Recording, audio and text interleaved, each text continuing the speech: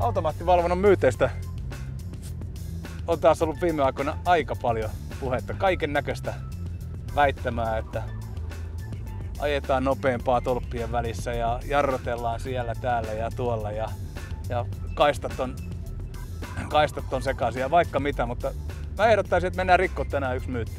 Ajetaan tonne kehätielle ja mennään sillalle, lasketaan 100 autoa ja katsotaan kuinka moni jarruttaa tolpakohdalla.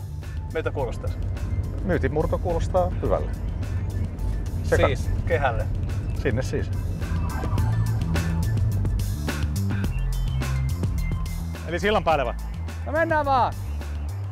Nyt tehdään myytinmurtoja osa numero 1. Mä lasken autot ja sä lasket jarruttajat. Aina kun jarruvalo vilkahtaa, niin sä lasket yhden ja lähti.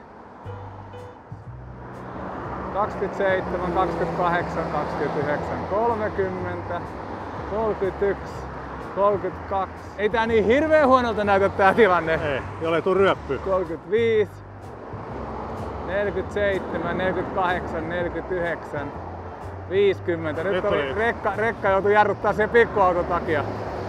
70, 72. Niin ei tässä mitään kovin niinku tämmöstä dramaattista niinku jarrutusilmiötä oo, että Siinä oli yksi. Niin oli joo. 97. 100. 3, josta 2 mahdollisesti. Niin, yksi selkeä tolpan takia. Yksi oli selkeä. Mutta 3 jarrutusta, josta 1 oli selkeä.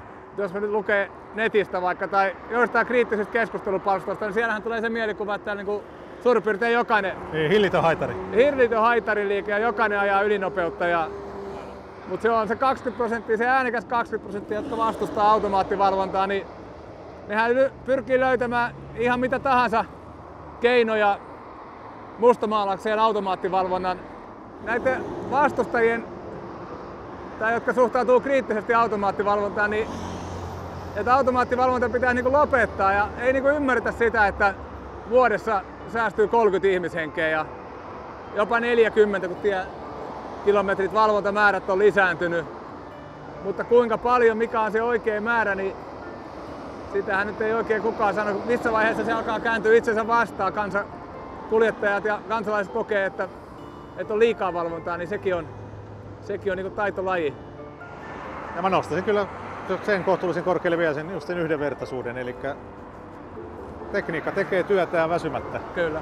Ja se poimii ne kaikki, jotka tästä tulee. Se ei ole siitäkin, että sattuuko se moottoripyörä tai poliisimies olemaan just silloin tässä. Yksi asia ainakin nyt ratkesi.